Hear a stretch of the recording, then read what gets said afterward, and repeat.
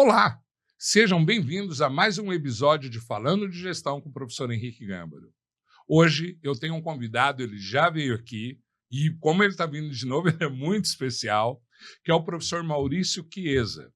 E hoje nós vamos falar sobre o Congresso Norte Paranaense de Recursos Humanos e ESG. Professor, seja muito bem-vindo. Obrigado, Gâmbaro. Obrigado a você que nos assiste nesse podcast. E é um prazer novamente estar aqui com você. E para falar de coisas tão legais, né, professor?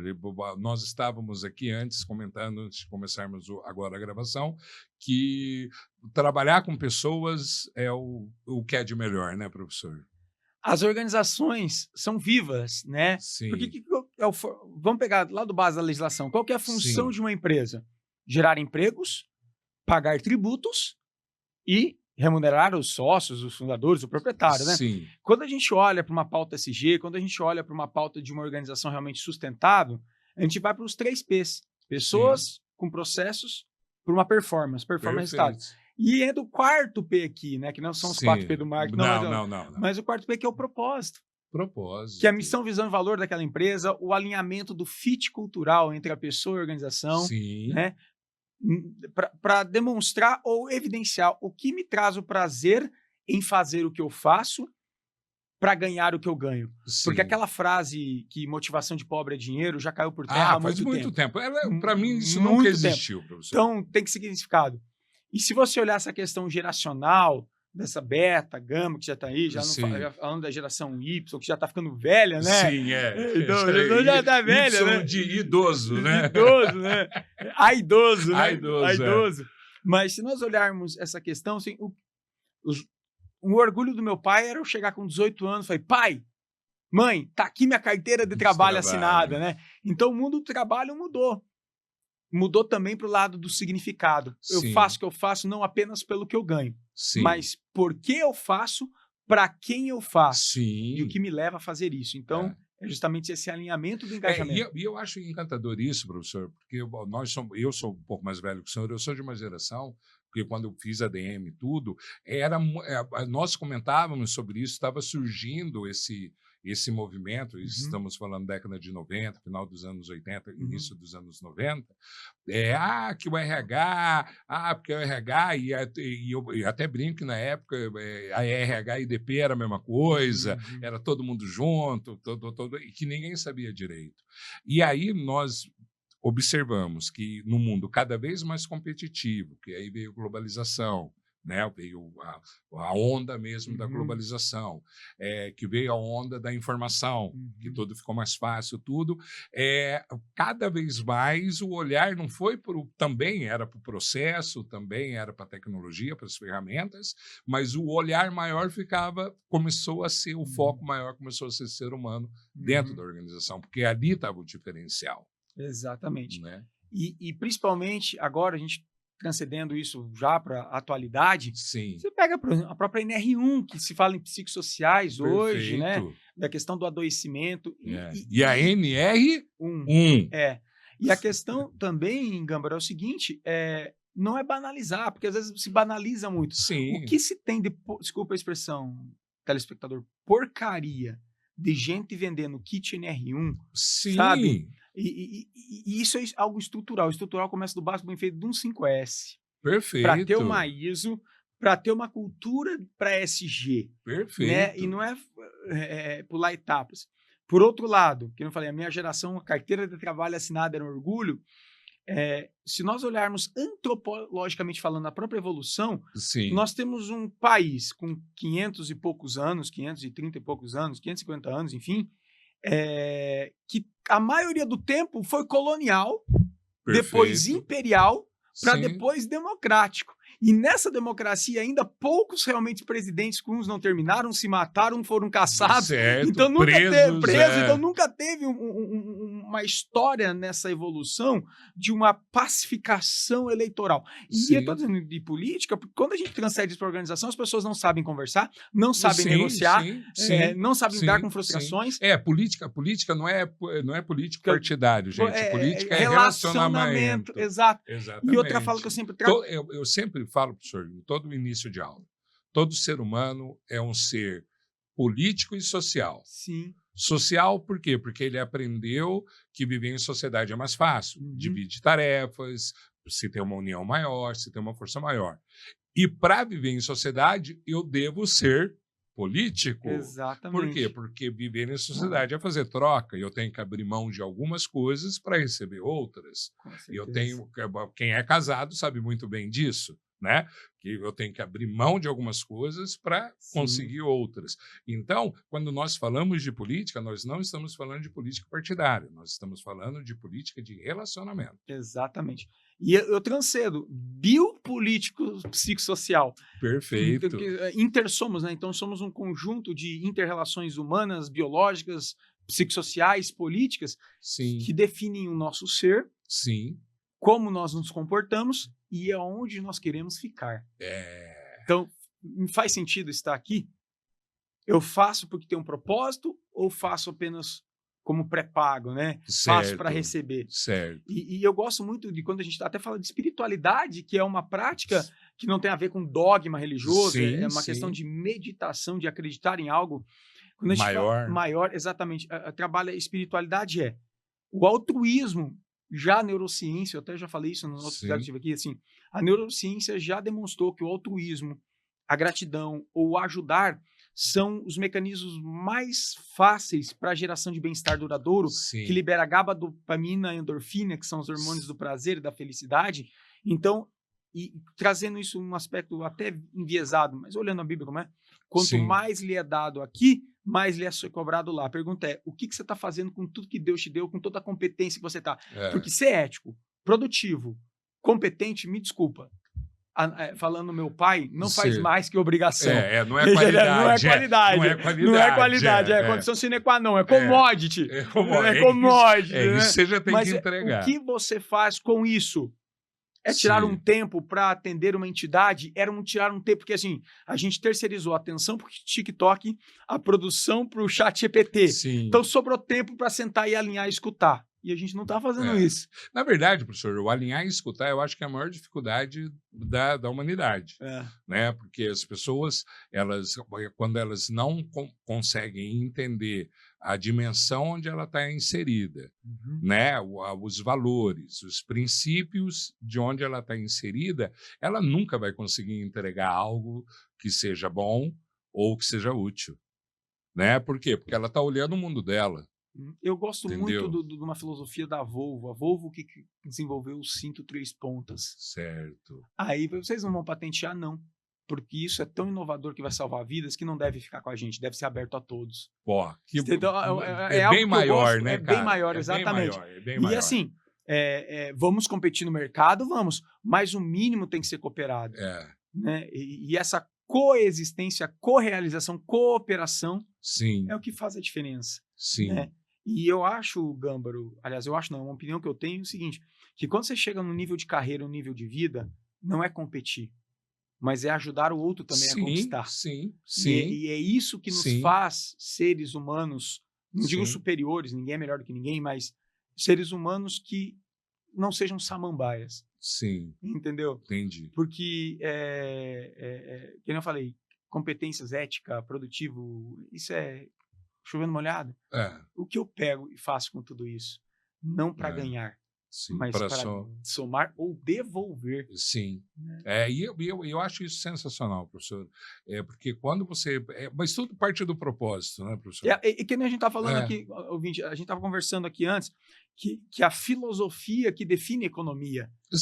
Porque como eu me relaciono, quais são os meus valores, norteio as minhas relações. Se eu sou uma pessoa ética, correta, adequada, é normal que no meu círculo de socialização e referência tenham as pessoas que comunguem desses princípios. Se a minha empresa é pautada numa responsabilidade ambiental, os meus fornecedores, minhas cadeias stakeholders estarão no mesmo pilar. Perfeito. Né? A água não vira pedra, como diz. Né? A laranja não cai longe do pé e não vira jaca. E não é fazer, professor, e não é fazer por ter que fazer. Ponto. Entendeu? Eu lembro, talvez, se eu estiver errado, o senhor me corrija, porque a gente começa falando de um negócio e vai para outro. Né? Quando começou o papo da qualidade, era a empresa aplicando e olhando para o fornecedor dela e falando, você também. Não é? Ele Uhum, chegava é e isso falava aí, assim, é isso e aí. você também. Aí o fornecedor, ele vai falar, não, cara, isso vai me dar custo, eu vou ter que mudar meus processos, etc. Mas se você quiser ser meu fornecedor, você vai ter que entrar. Uhum. E aí o fornecedor, e aí que eu acho sensacional, quando o fornecedor entendia o propósito daquilo, ficava mais fácil. Exatamente. É isso mesmo, Entendeu? é isso Quando ele mesmo. entendia o propósito. Por quê? Porque entre fazer aqui e fazer aqui, eu sempre fiz aqui, eu quero continuar fazendo aqui, da mesma forma que eu sempre fiz. Aí, quando eu tenho que mudar, que eu tenho uma super resistência, Uhum. mas quando eu entendo a necessidade da mudança e as vantagens que essa mudança vai trazer, aí eu me debruço, É, aí eu. Gamba, isso que você trouxe, inclusive tem a curva da mudança ou curva do luto de Kubler-Ross, que Olha que fala legal. justamente sobre isso. Telespectadores quiser pesquisar, é curva do luto ou curva da mudança de Kubler-Ross. Ela fala que no primeiro momento é frustração, negação, resistência, aceitação, adaptação e ressignificação. Isso Ressignificação. vale para um novo processo, isso vale para o luto da perda do ente querido, de um divórcio, enfim, a gente passa por todas as fases, né? Sim, O que na época da pandemia tinha o gráfico do achatamento da curva, é mais ou menos a mesma lógica de gráfico, sim. só que o contexto é diferente. E quando a gente traz para esse viés dizendo o seguinte, meu fornecedor se adapte, a empresa que quer, ela vai até ajuda o fornecedor a fazer. Sim, sim, porque é Né? Porque vantagem para é para ela. ela, exatamente. Então a gente não está falando de custo, a gente está falando de agregar valor. Sim, Eu tenho uma fala que eu sempre trago. O lucro a qualquer custo, uma hora o custo vem e custa tão caro que vira prejuízo. sem dúvida nenhuma, sem Entendeu? dúvida Aí nenhuma. começa Repita, o repita. lucro a qualquer custo, uma hora o custo vem. E vem tão caro que acaba com o lucro que veio. Por quê? Vem na perda de cliente, perda Sim, da reputação, perda da credibilidade, falta gente para trabalhar. Eu certo. não acho gente para trabalhar. Aí é uma meia-verdade, porque uns vão falar, é as bolsas do governo, outros vão falar, essa geração nem. Poucos vão falar o seguinte, pô, eu escrevi um livro, inclusive da parte que eu erro. A minha empresa precisa melhorar para ser mais atrativa, menos estressiva, mais humana. Aí que entra Sim, os psicossociais NR1. sim, Entendeu? Então, não existe um errado aqui na história. sim. Cada um tem uma parcelinha. E a empresa Perfeito, precisa olhar para dela. Porque é muito perfeito. fácil apontar o dedo, dizendo o E seguinte: alinhar, geração né? nem o cara tá na bolsa do É. governo, não sei do quê. É bom olhar para fora e apontar o dedo, né, Essas cara? generalizações, É, se for assim, eu vou entendeu? fazer uma metáfora, né? Eu sou palmeirense. Então Sim, quer dizer que todo corintiano é ruim de lidar? sim. Não, tem Não, palmeirense mais xarope do que o perfeito. E corintiano. eu vou, e É eu, uma e eu, brincadeira aqui. e eu falo uma coisa, professor. Quando você pega empresas, eu tive sorte, o senhor também teve Uhum. sorte. Sorte não, competência, né? Porque sorte não Não, mas existe, sorte né? é oportunidade com preparo, né? Exatamente, a oportunidade de preparo. Eu comecei minha vida Banco do Brasil e depois Petróleo Ipiranga. E aí, quando eu fui para Petróleo Ipiranga, eu estava no meio do curso de ADM, acho que terceiro ano, quarto ano, foi uma coisa boa que aconteceu. E quando eu entrei lá, a Ipiranga já estava anos à frente. A Ipiranga sempre foi uma empresa top de linha, etc. E nós estávamos falando sobre ISO 14001, que é uma ISO ambiental, em 1997, 98. E pô, ISO ambiental, meu. É cochato, abraçar a Não, árvore. coisa verde. O que, É. que, o que, que tem a ver uma coisa com a outra? E eu lembro do compromisso que a Ipiranga havia assumido de formar as pessoas para isso. E como a minha base aqui em Londrina foi a primeira, então o investimento veio todo para cá. Então, eu lembro de treinamentos e treinamentos e treinamentos e treinamentos para você entender o porquê você estava fazendo aquilo. Uhum. E eu lembro, é só um detalhe que veio agora, que eu era assistente administrativo. E uma das minhas funções era reduzir o número de o uso de copinhos de plástico dentro da unidade. Sim. E eu tinha que reduzir por mês 10% até chegar num ponto. E aí vem o questionamento, vou reduzir copinho de plástico? Coisa mais tola. E é por quê? Para não gerar lixo? Não, não tem nada a ver com lixo. É por causa do plástico? Não é reciclado? Não, não tem nada a ver com reciclado. Então, por quê? É para reduzir a quantidade de energia elétrica que se usa na fabricação dos copinhos. Aí você fala energia elétrica e copinho, aí você vai ligando. Sim, sim, sim. Aí você, e aí tem um meme que faz assim, né? Aí que você entende o porquê. Entendeu? Mas isso por quê? Porque a organização assumiu a responsabilidade de falar, eu vou ensinar, eu vou mostrar o propósito, eu vou mostrar o princípio. Para quê? Para que eu sempre lembro dessa frase, que nós não éramos só um colaborador, nós éramos multiplicadores daquele assunto, daquela ação. Nós éramos multiplicadores daquela razão que estávamos, o porquê nós estávamos lá. E aí, professor, você vê. Você falou um termo interessante, quando a gente olha essa jornada de propósito das pessoas, você tem primeiro o agente, que ele é passivo, que é a pessoa que recebe. Depois você tem o facilitador. Depois você tem o multiplicador. Aí, quando soma o que a pessoa sabe, faz, multiplica com o que ela acredita, vira os chamados embaixadores. Olha que legal, então, nessa jornada de marca, de branding, que a gente chama, então você tem um agente que é o primeiro que recebe. Depois que facilita, o que multiplica, e por último o embaixador. Que legal. Multiplica e acredita. Porque muitas vezes o multiplicador faz por fazer e não porque acredita. Porque veio de cima, né? Lá de cima mandou, veio de cima. E uma coisa legal, professor, que quando você começa tudo isso, você começa a entender mais dos caras de cima. Entendeu? Porque o cara de cima ele não foi preparado para isso, ele não participou da formação, tudo, aí você vai lá e explica. Não é assim, falando por um cara que está maior. E o Congresso agora vem nesse sentido, professor? Isso mesmo. Essa foi a introdução, viu, galera? Aqui vamos precisar gravar 10 episódios, né? Tanto tema legal que a gente conversa. E assim, nós estamos na 4ª edição do Congresso Norte Paranaense de Recursos Humanos, ESG. Perfeito. Porque nós trouxemos também o sufixo SG no Congresso. Porque é propósito. E a área de RH trabalha com cultura. Explica rapidinho para quem não sabe o que é ESG. ESG, se nós olharmos desde a Eco 92, do Rio Eco 92, a gente vai da COP 30, esse tipo de coisa, né? Nós tínhamos toda uma jornada de ambientação cultural e conceitual. Então, teve a Eco 92, teve um desenho chamado Capitão Planeta, então, que participou dessa educação ambiental.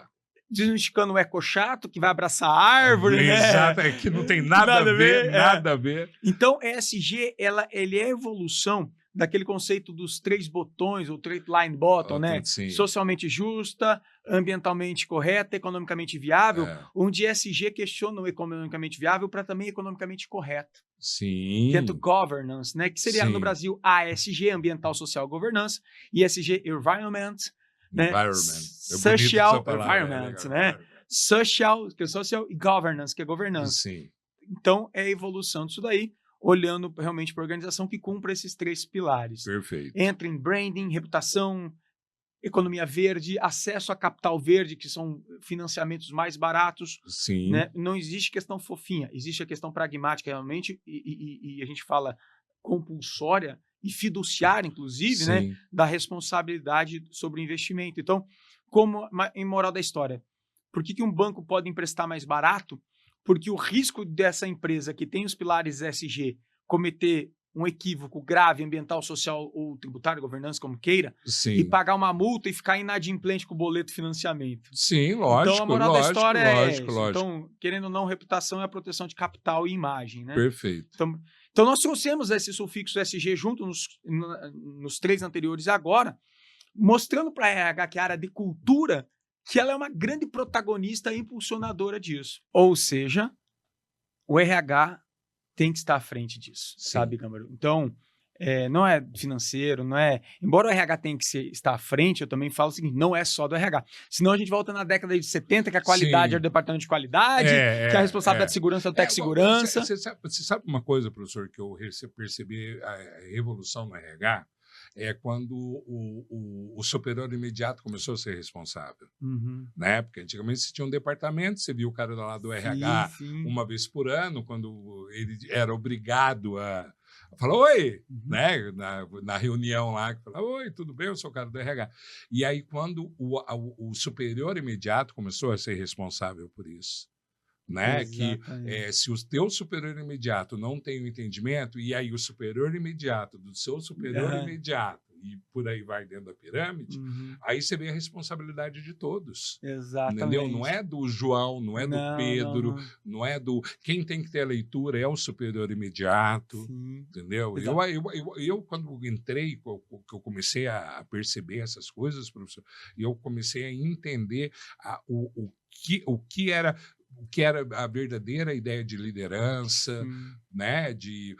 Eu tenho que resgatar, eu tenho que formar, o líder não é qualquer um que pode ser, né? Que antigamente o líder era o cara do crachá, que é eu que... Não, líder é comportamento, líder é ter o propósito, divulgar o propósito, que falou agora há pouco, né? Que nós nos tornamos multiplicadores, entendeu?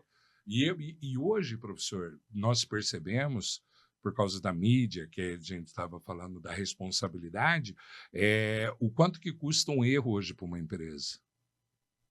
Não só o custo contábil que você consegue ver, mas o financeiro intangível que você não mensurou, que ele é cascateado, aquele vício oculto que vai aparecendo ao longo do tempo. Então a empresa abre uma vaga, vem 0 candidato. Tem empresa que abre uma vaga, vem 10 candidatos. A pergunta é por quê? Se todo trabalho dignifica o homem.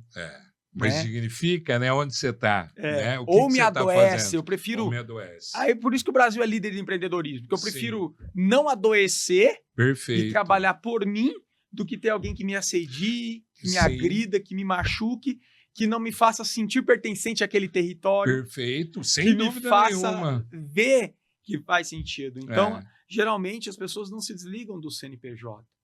Elas se desligam do CPF que está acima dela. Exatamente. Eu não peço demissão da minha empresa, eu peço demissão do meu líder. Nossa, eu vi isso tanto acontecer, professor, e aconteceu comigo. Né, de você olhar o líder e falar, não dá. Agora, vou fazer uma autocrítica à área de RH. A gente também não pode ficar romantizando, pessoal. Eu trago jargões prontos, mas funciona desde sempre. Quem sou eu para reinventar o que já existe? Mas tem um livro chamado Como Fazer Amigos e Influenciar Pessoas, do Dale Carnegie, que tem o princípio, permita que a pessoa recupere sua dignidade. Deu feedback, orientou, deu feedback, orientou, não deu troca, porque a empresa não é filantropia também. Senão, veja bem. E eu gosto muito do Fabiano Zanzin, que aqui de Londrina tem um livro chamado Babá de Gente Grande. Eu recomendo ler esse livro. Né? Não é ser babá de gente grande, entendeu? Senão a quinta série prevalece, porque a gente banalizou a felicidade do trabalho, achando que é karatezinho nas costas do colega. Tem, inclusive, processos de assédio nesse sentido de gritos de guerra. Sou um vencedor. Andar sobre as chamas, andar sobre o carvão pegando fogo, não sinto nada. Faca na caveira, missão dada, missão cumprida. Então, assim, toma cuidado que a gente começa... eu lembro uma vez, professor, numa reunião de RH, o Tropa de Elite estava no auge do filme, uma reunião de RH, cara. E aí o início da reunião era aquela música. Eu li, eu falei, cara... Uma coisa é você ter uma temática de storytelling que ajuda a criar uma energia. Tudo bem, faz parte do show, né? Mas isso no dia a dia banaliza. Por isso que eu falo, às vezes o problema não é matar um leão por dia, é desviar das antas. E elas são muitas. E você não pode atropelar a anta porque é um crime ambiental. O que eu tô falando é o seguinte, o RH cria seus problemas quando olha um monte... Ontem eu fiz até uma postagem... O problema não é o leão, são as antas. E respeita as antas que...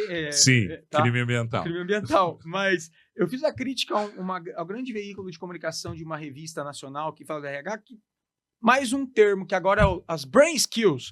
Não bastasse as soft skills, as hard skills, as spiritual skills. Agora são as brand skills. Eu falei, Santo Cristo, mais um termo. É por isso que o RH não tem espaço na área de estratégia, não senta na direção e vira área de achados e perdidos, organização de festa e amigo secreto. E, sim. Cara, faz o básico bem feito, que é cuidar de pessoas, atender a situação e olhar para o negócio. Sim. Ponto. Sim.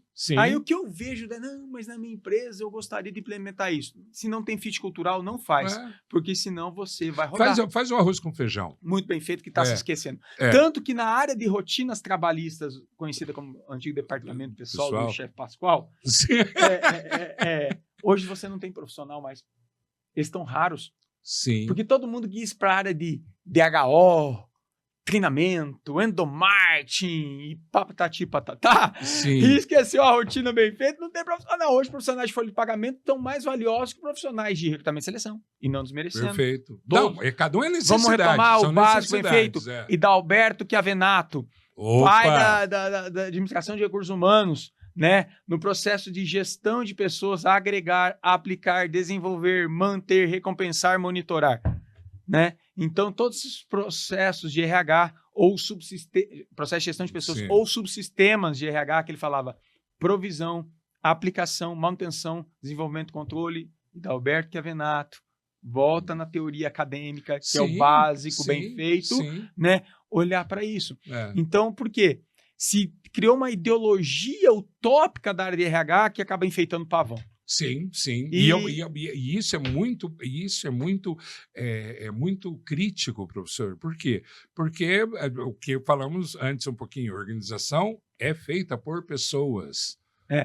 Não, eu quero ser gerente. Não, eu quero ser promovido para gerente.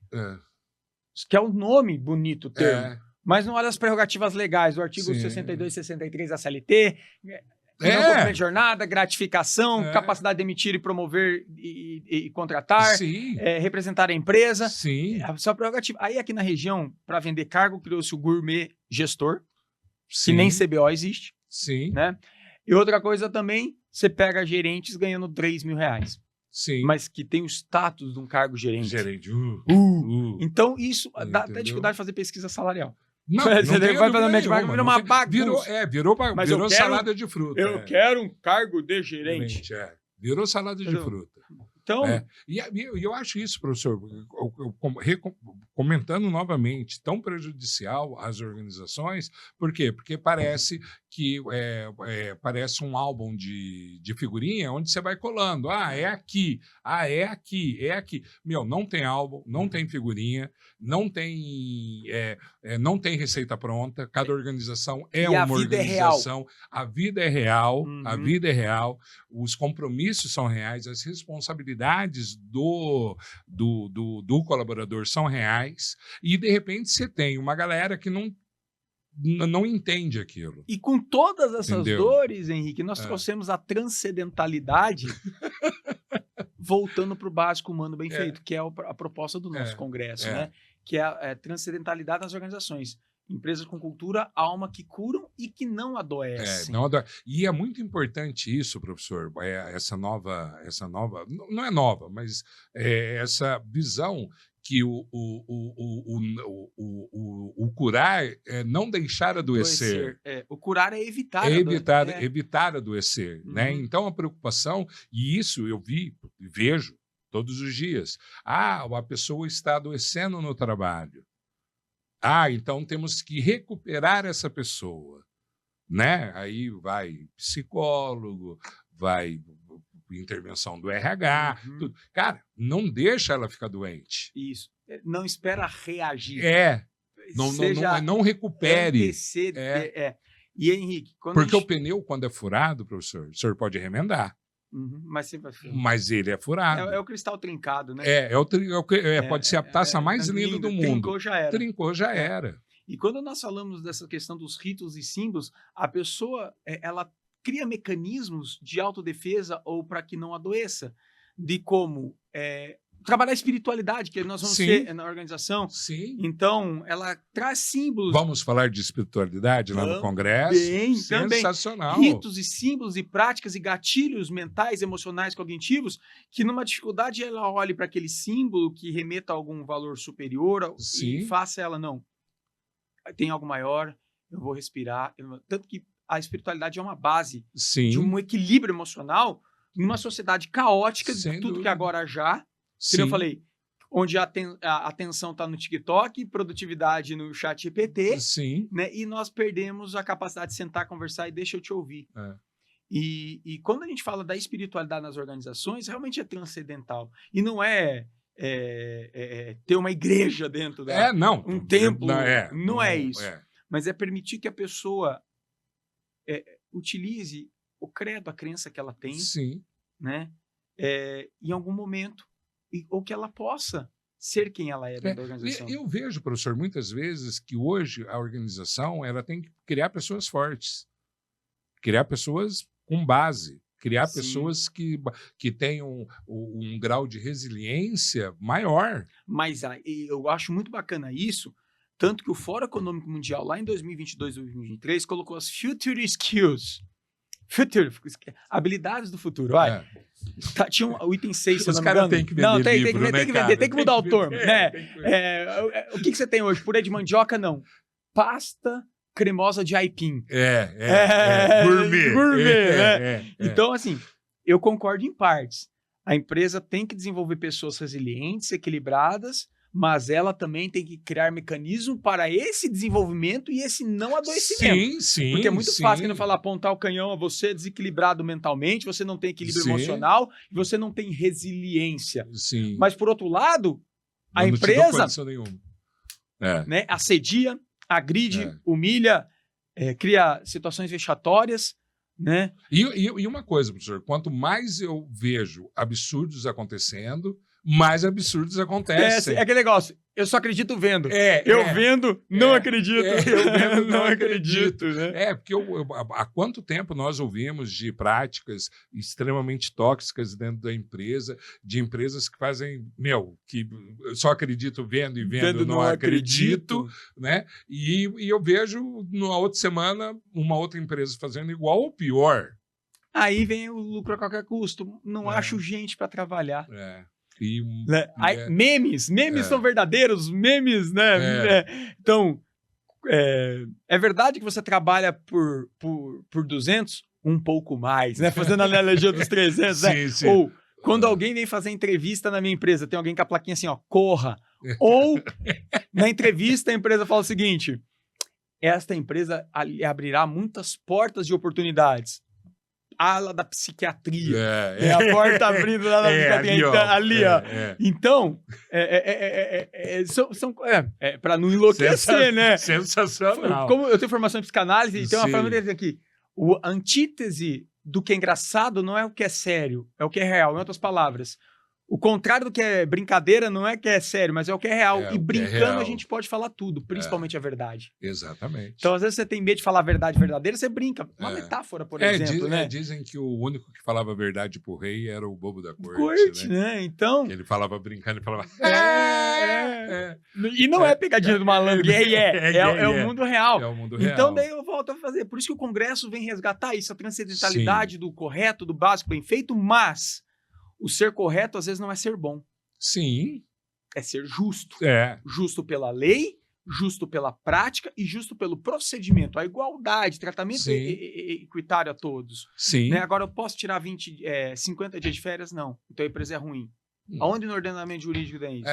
Aí, claro que é um assunto para outra hora, por exemplo, a questão da redução de jornada. Sim. Não creio eu que seja a solução para um adoecimento, que a pessoa vai trabalhar em 2 empregos para tentar manter que não pode demitir o salário, diminuir o salário quem está, mas pode contratar 2 part-time pela metade. Lógico. E o cara, o tal do par que você fala hoje, né? Ou possibilidade alternativa de renda, né? Sim. Agregar renda no alternativo. É bonito, bico, né? Alternativa de renda. Entendeu? Então, ou FAR, fonte alternativa de renda, né? Abre uma loja na Shopee, tipo coisa. Sim. Entendeu?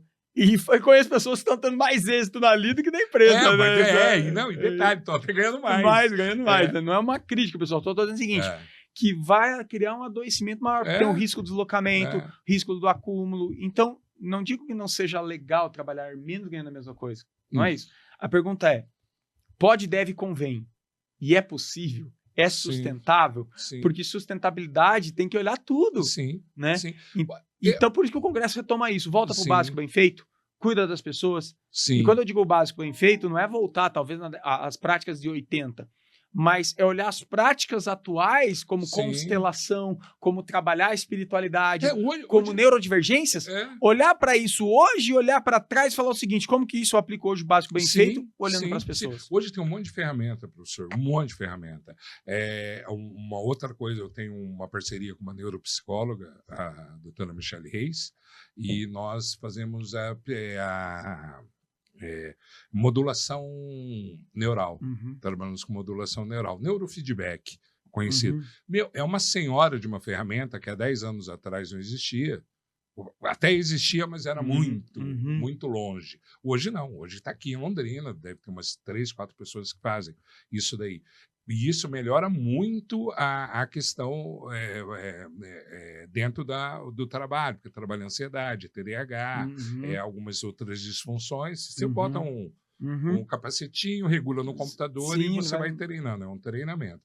Então, você não tinha essas ferramentas antigamente. Hoje você tem.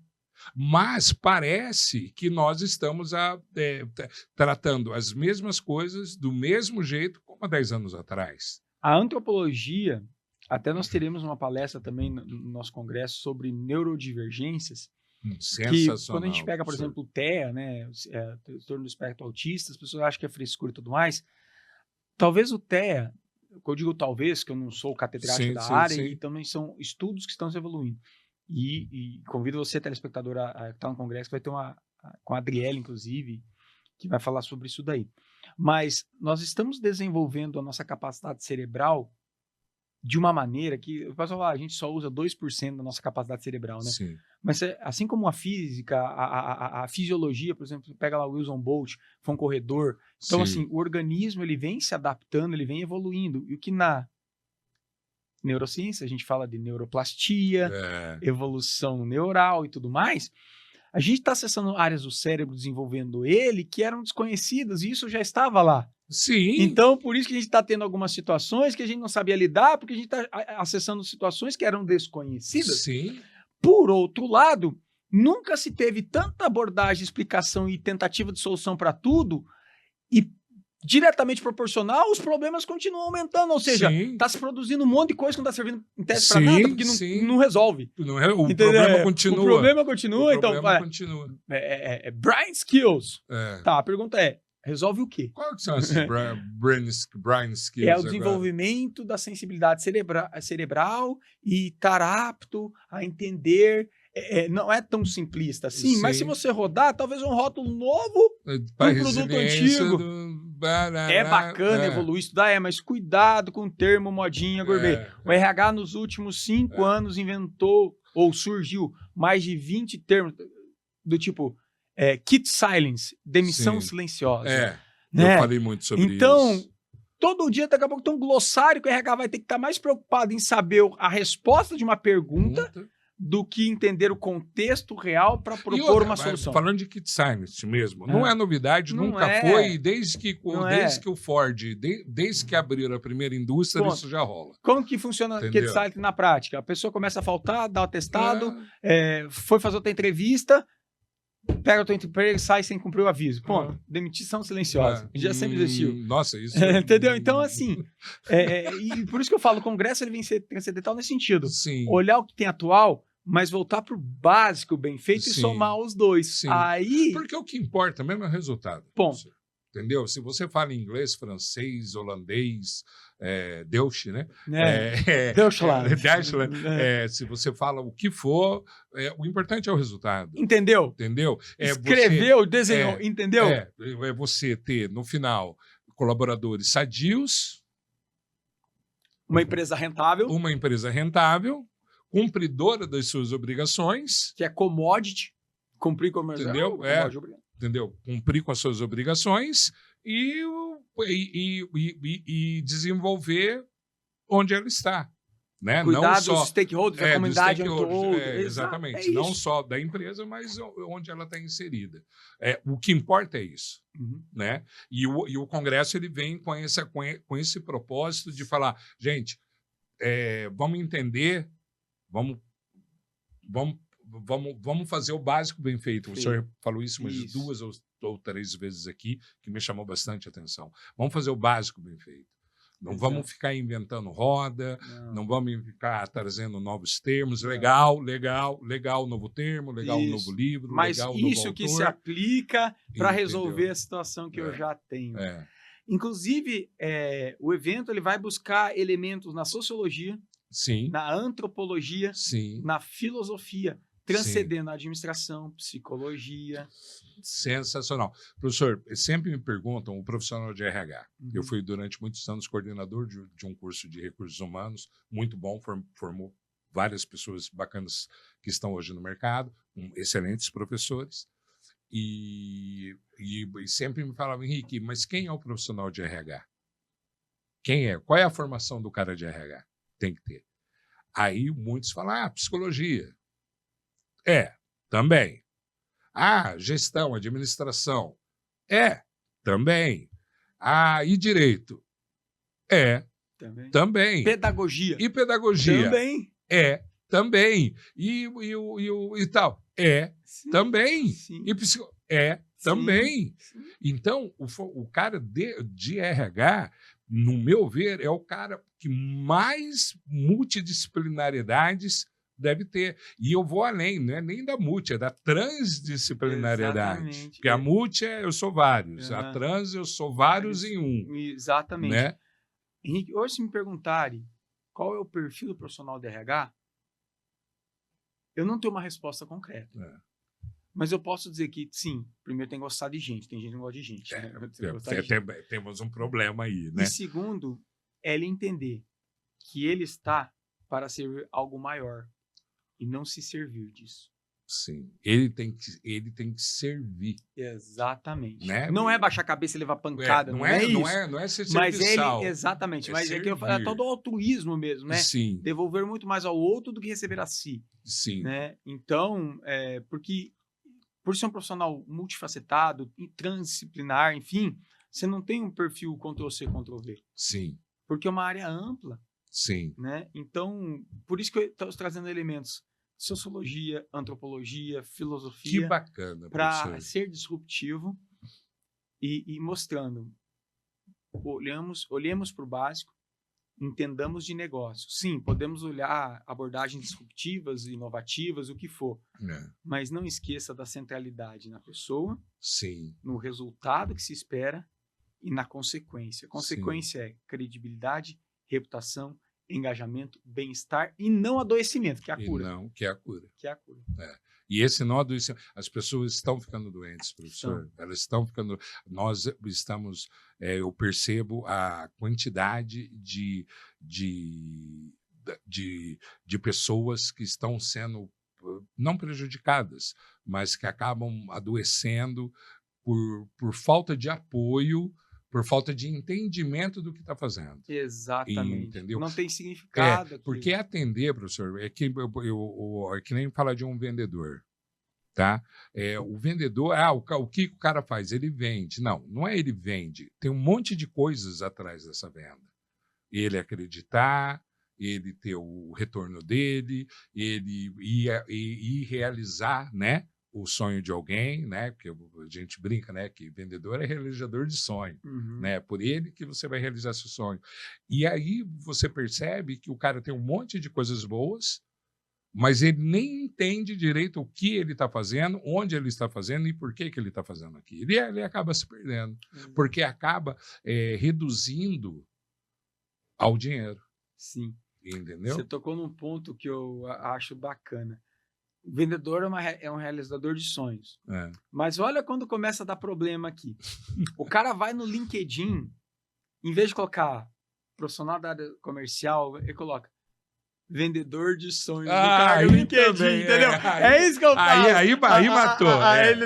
LinkedIn não, no LinkedIn pelo amor não. De Deus, nem no currículo você conhece. Como vendedor de sonhos, realizei. Cuidado, que eu falo que a área da RH começa a se perder por causa de alguma coisa. Vendedor de sonho é padeiro. Exatamente. Então, assim, uma coisa, gestor do sucesso do cliente. Eu fico olhando. É muito. Aí que se me perde. Entendeu? E volta pro básico. Sim. Bem feito, respeito, procedimento. E aí que entra até, e o professor Gâmbaro será um dos nossos palestrantes no Cronopar SG, trazendo aí a tese de mestrado dele, sobre a territorialidade e a desterritorialidade, ou desterritorialização, né? Que é quando a pessoa se sente parte pertencente daquele meio. Né? Agora eu inverto. Sim. Né? Dá um spoiler pra gente então, do que você vai abordar no nosso congresso. Professor, é assim. O ser humano é um ser territorial. Ele gosta de território. Tá? Ele se sente mais com a evolução, né? Sempre com estudos antropológicos, né? Com a evolução, ele foi criando uma ideia de território. E quando nós falamos de território, muitas vezes nós pensamos na geografia, né? No metro, né? No espaço geográfico. E aí, com estudos, com pesquisas, começou a se perceber que essa territorialidade vai muito além disso, né? Que não é só uma questão de espaço territorial, terra, e sim de relacionamento, de grupo, né, de sociedade.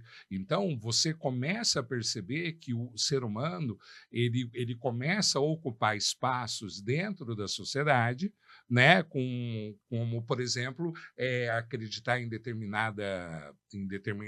determinada crença. Então, você vai se juntar com pessoas daquela crença. Né? Eu acredito no sol, então você vai se juntar com pessoas que acreditam no sol. Né? Os heliocentristas. Os heliocentristas. Né? Em Roma, quando no ano 300, o maior deus era o deus Sol. Né? Então, você vai se juntar com pessoas assim. E aí vieram as organizações. As empresas, as organizações, aí estamos já na virada do século XIX para o século XX. E aí começou também a se estudar o ser humano dentro dessa organização. E começou a perceber a questão territorial também, que é o quê? Primeiro, de pertencimento. Eu trabalho para a empresa X. Essa empresa, ela carrega uma logo, ela carrega uma imagem, ela carrega uma visão de qualidade, ela carrega uma visão de status. Né? Eu lembro que na época dos nossos pais, o legal era Banco do Brasil, porque era o Banco do Brasil, né? Vinha carregado de códigos, de valores que você não fala Banco do Brasil, é muito bom, etc, etc e tal. Então foram criados esses territórios. E aí, com o desenvolvimento, com o passar dos anos, com as organizações crescendo mais, elas sendo mais atuantes, elas tendo um papel social muito importante no desenvolvimento econômico do mundo inteiro, do país, do mundo inteiro, percebe-se que o ser humano, quando ele está inserido dentro de uma organização, ele se sente protegido pelo território que ele tem. Então, ele conhece o porteiro, ele conhece a secretária, ele sabe dos processos. Ele tem um cargo. Ele tem um cargo, ele tem uma sala, ele tem um computador, ele trabalha dentro de um sistema que ele foi treinado para que ele manja do sistema, ele sabe para quem que ele liga. Deu problema nisso? É para o fulano. Deu problema naquilo? É para o cicrano. Quando ele sai, ele tem orgulho da empresa que ele trabalha. Né? Eu trabalho na empresa tal. Nossa, você trabalha lá, etc. A grande questão de tudo isso dentro do ambiente de trabalho é que, quando está tudo bem, está tudo bem. Mas quando há uma alteração nesse território, ou seja, muda a chefia, mudou o território. Muda o ambiente físico, muda o território. Muda a tua equipe, muda o território. A sua empresa agora começa a ter uma outra imagem, começa a atuar de uma outra forma, ou faz uma besteira, como nós estávamos falando. Contra os valores. Contra os valores, aqueles valores que estavam dentro do seu território. Então, isso acaba provocando mudanças no colaborador. E essas mudanças são traduzidas em sofrimento. Então, quando entro numa empresa, eu crio um território.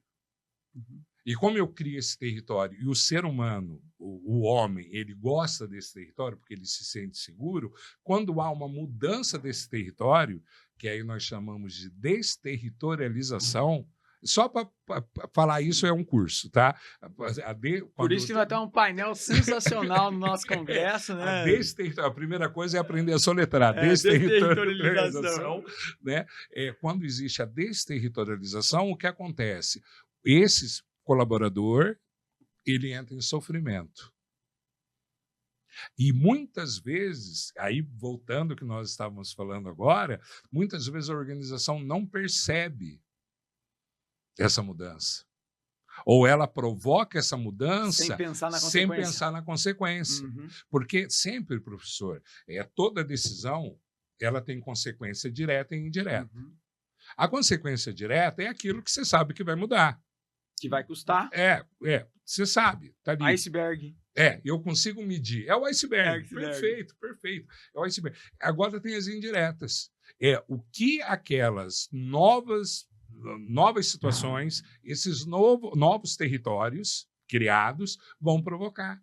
E muitas dessas mudanças, quando mal feitas, quando mal preparadas, quando o RH está distante, ele não percebe qual é a razão dele, quando o líder, que nós falamos agora, né? O líder é aquele que tem que ter o olhar, né? Que tem que provocar a mudança. Quando o líder não consegue transferir a razão da mudança, o porquê da mudança e preparar os seus colaboradores para essas mudanças que vão acontecer, esses colaboradores entram em sofrimento e esse sofrimento só tem 2 caminhos, professor, infelizmente. Ou adoecimento ou demissão. Exatamente. Ou o cara, ele adoece porque ele começa ele faz, mas não compreende, e eu acredito, professor, que não existe nada mais cruel do que você fazer algo sem compreender por que você está fazendo. Voltamos à época do imperialismo. Vai lá e faça, mas... Estou mandando. Entendeu? Porque a qualidade, professor, eu sempre falo, a qualidade não está na máquina, a qualidade não está no CEO, a qualidade não está no software, a qualidade está em quem opera. E quem opera é um ser humano. Tem um livro do Klaus Miller que fala o lado humano da qualidade. E ele aborda entendeu? Por quê? Porque eu posso dar uma melhor máquina para o senhor. Se o senhor não souber usar, não vai adiantar nada. Eu lembro lá na Ipiranga, teve um caso lá que tiveram que fazer um buraco enorme lá em busca de diesel. E o operador, uma máquina, aquelas retroescavadeira. Eu fumava na época, e aí o moço da retroescavadeira brincou, põe teu maço de cigarro ali que eu vou te entregar na mão. Aí eu olhei, eu fui lá, botei o maço de cigarro de um outro lado lá, ele foi lá com a retroescavadeira, ele me entregou na mão o maço de cigarro com a retroescavadeira. Fosse o Henrique lá na retroescavadeira, eu matava todo mundo e enfiava. E caía no buraco. Entendeu? Então não adianta não adianta o senhor me dar uma Ferrari hoje, porque se eu der uma volta no quarteirão, eu vou bater. Entendeu? Por quê? Porque eu não dirijo Ferrari. Ferrari eu tenho que me preparar para isso. Mas é uma Ferrari, tá? O que adianta se eu não sei dirigir? Entendeu? Então, a questão da desterritorialização não tem problema, porque nós somos desterritorializados desde criança. No momento que eu paro de amamentar, o que é? Uma desterritorialização. Não tem mais. Sai do prézinho para o prezão, para o ensino médio. Exatamente. Casamento. Exatamente. O grande desterritorialização e uma enorme territorialização, né? Então, nós somos desterritorializados o tempo todo, professor. O problema não está na desterritorialização. O problema é a falta de preparo que nós damos às pessoas para quando elas vão ser desterritorializadas. Então, uma organização. Nós vivemos num mundo dinâmico, de muita mudança. Toda hora a mudança ela vem a cavalo. Entendeu? A mudança ela vem a cavalo. Tem uma teoria, na parte de tecnologia, professor, teoria de Moore. Já ouviu falar dela? Não. A teoria de Moore é o cara da Intel, é um dos fundadores da Intel. E ele criou uma teoria, ele era professor, era na época professor lá né, lá no Vale do Silício, tudo, e ele criou um princípio, que depois virou a teoria. E ele falava assim, a cada 6 meses, um processador dobrará sua capacidade de processamento, mas irá continuar custando o mesmo. Então, eu tenho um processador de 16K, daqui 6 meses, ele custa $1. Daqui 6 meses, ele vai ter 32K e vai custar $1. Daqui 6 meses, 64, 128, etc. E essa escalada, as empresas que adotaram isso são as que estão a Intel. A Intel foi uma das que fez. Né? Então, escalaram demais, fizeram muito. Por quê? Porque eu não estou preparado, eu não estou fazendo um equipamento para hoje. Quando eu começo um projeto de uma nova ferramenta, é para daqui 2 anos. Então, o processador que eu vou estar trabalhando daqui 2 anos, eu ainda não tenho esse processador. Então, eu tenho que preparar toda a máquina, preparar todo o processo, programas, software, pessoas, tudo, não pensando no que eu tenho hoje, e sim no que eu ainda vou ter, que ainda não tem, daqui 2 anos. Então, as empresas são dinâmicas, cada vez mais dinâmicas, mudanças cada vez mais radicais. Estamos hoje num período agora de novas relações comerciais, novo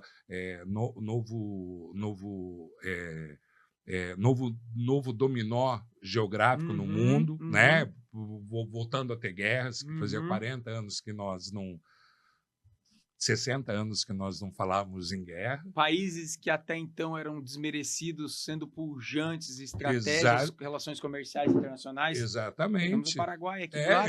Então, o Paraguai... Nada contra o Paraguai. Nada, muito pelo contrário. Inclusive, eu estou caminhando a cidadania paraguaia. Ó, que legal, porque, cara. Porque, assim, o Paraguai está sendo um case, porque foi um país que foi desvalorizado e começou a se desenvolver de uma maneira que todos os países estão olhando para ele. Voltando a ser a nova, como falava antes da Guerra do Paraguai, é a nova França sul-americana. Então está tendo uma remodelagem, Sim. Uma nova territorialização. Exatamente. Então, professor, a minha linha de pensamento dentro do mestrado é essa eu tenho que cuidar não para não ser desterritorializado. Né? Quando uma empresa compra uma outra, que é até o meu ponto de estudo é esse. Uma empresa compra outra. Não existe fusão. O que existe é um processo de compra e venda. A mais forte vai manter os processos dela. E aí, só que essas pessoas que foram compradas, essa organização que foi comprada, preparou a galera para isso? Deixou pronto um caminho? Ou da noite para o dia que foi anunciado? Entendeu? Da noite para o dia, e amanhã aquele seu chefe já não é seu chefe, aqueles objetivos, valores. É objetivo, valor? Tem missão, visão, valor. Que você ficou 5 anos construindo e na frente, na tela do seu computador, você lendo aquilo todo dia, no outro dia. Como foi uma doutrina, né? A tela deixa de ser verde, vira vermelha. E tudo que estava escrito lá ontem, hoje não, já está diferente hoje. Então, isso traz muito sofrimento, professor. E aí, Gambra, pegando esse link, a gente pode trazer também o que a gente fala hoje das chamadas demissões humanizadas, que não é demitir a pessoa, colocar um cesto de flor com chocolate, não. Demissão humanizada é dar o feedback, sim, é avaliar, é desenvolver, permitir que recupere sua dignidade, mas também, se não der certo, de maneira educada, com todos os direitos trabalhistas, é desligar. Socialmente justo. Justo, né? Porque senão a gente cai numa banalização do que é uma demissão humanizada. Sem dúvida. Mais ou menos, não é simplesmente hoje, tchau. Algumas empresas de tecnologia, mercado de capitais, economia, enfim, finanças, né, por ter um potencial risco maior, porque do outro lado você tem uma animosidade também, né? Lógico. O cara pode colocar um pendrive lá, contaminar um sistema, um banco perder tudo. Né? Aí talvez a demissão um pouco mais abrupta, né? Tu corta o sistema, né? Sim. Mas mesmo assim, essa questão do corte do sistema o que chegou para acontecer essa demissão. Isso. Aí o que algumas empresas fazem é o tal do outplacement, que é ajudar a pessoa a se recolocar no lugar. Mas olha só que a gente fez um bate-papo aqui invertido, né? Sim, eu adorei. Por quê? O Gambler tem esse programa sensacional e tem um cabadal de conhecimento e experiência que nós vamos levar para o Congresso. Dando um spoiler para você, telespectador, o que será abordado. Por isso que eu falei, é um evento disruptivo, quando para SG, né? Transcendental, trazendo antropologia, sociologia, filosofia, psicologia, gestão, espiritualidade, para responder às 17h30 do dia 23 de maio, que é o momento que encerra o Congresso. Por que as pessoas ficariam na sua empresa ou por que elas buscariam vir trabalhar aqui? Exatamente. É sobre um ser humano. Teremos também, inclusive, um painel de uma profissional trans. Ah, que legal, professor. Dada mais que eu falo o seguinte, eu tenho minha opinião, você tem sua opinião, cada um tem sua opinião. Sim. Mas dentro de uma empresa, a gente tem que respeitar as pessoas como seres humanos. Sim. Quando esses cooperam e colaboram respeitando a missão, visão e valor. Sim. Senão a gente começa a rotular, perfeito, generalizar, distanciamos as relações. No momento que eu rotulo, eu estou distanciando. Ponto. Entendeu? No momento que não, você é flamenguista, eu sou corintiano. Já rotulou. Ainda bem que você me chama flamenguista no Corinthians, eu sou palmeirense. Opa, tudo bem, tudo tá bem. Me eu sou flamenguista, tudo bem. Mas, então, Gambro, é isso que o Congresso ele é disruptivo, né? Ah, Maurício, mas por que o Congresso da BRH, que é a Associação Brasileira de Recursos Humanos do Paraná, não traz algo sobre recrutamento e seleção? Competências operacionais que a empresa vá fazer treinamento, ou você, profissional de RH, vá, mas a empresa não investe em mim. Vá você investir. Nenhuma empresa cuida da carreira de ninguém. Você tem que... E não faz mais que obrigação se preparar para entender o que é um recrutamento e seleção. Não é um congresso... que vai... Não é, congresso não é treinamento. Exatamente. Congresso não é treinamento. Então, às vezes eu recebo essas perguntas. Você quer aprender a fazer recrutamento e seleção? Vá fazer um treinamento de recrutamento e seleção. Não enfim, é no Congresso. Não é no Congresso. Então, o Congresso ele traz isso daí. E ele tem se... Congresso é para mudar visão. Exatamente. Ou resgatar uma visão perdida. Exatamente. Que é essa questão de olhar para o básico bem feito. Então, é por isso que o nosso Congresso, na 4ª edição, tem sido um sucesso. É um eventual, inclusive, a pessoa senta, toma café, almoça com tudo pago já incluso. Opa! Tem um café da tarde. É um evento de experiência também. E talvez, professor, uma coisa muito importante é o networking que você faz. Ponto. Não, eu lembro de todos os congressos que eu fui, muitas vezes até... Cartãozinho, era mais no café, porque você conhecia o fulano, o cicrano, aquele escritor que você queria trocar uma ideia, aquele cara da empresa, aquele teu ex-aluno que está ali, é a outra empresa que já fez aquilo que você gostaria de fazer na sua empresa e tem o cara para você trocar ideia. Congresso é a melhor coisa do mundo, professor. Eu acho que pena que eles são anuais, entendeu? E é complicado para juntar os profissionais também. Outra, né? Nós fizemos uma pesquisa aqui dos participantes dos eventos anteriores, nós gostaríamos de aumentar para 1 dia e meio, né? E ainda surgiu, não, vamos manter apenas em 1 dia. Então, sobre as perspectivas do stakeholder cliente, que é o congressista, né? Mas a tendência é nós evoluirmos em qualidade de conteúdo, em quantidade de conteúdo, mas esse ano ainda será num dia só das 8 às 18, basicamente, né? Para fazer a inscrição, professor? Já está no Simpla, tá? Ok. Depois a gente vai deixar o link aqui na descrição, tá?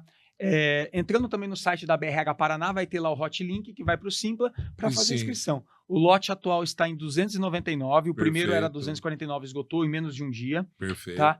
Mas sempre foi bem procurado. Mas 299 com tudo incluso. Estacionamento de segurança, seguro do evento. Onde que vai ser, professor? No Buffet Ogliari Jardins. É um buffet que fica próximo ali ao Centro de Exposições de Londrina, né? Então tem estacionamento, tem segurança, tem ambulância, tem tudo.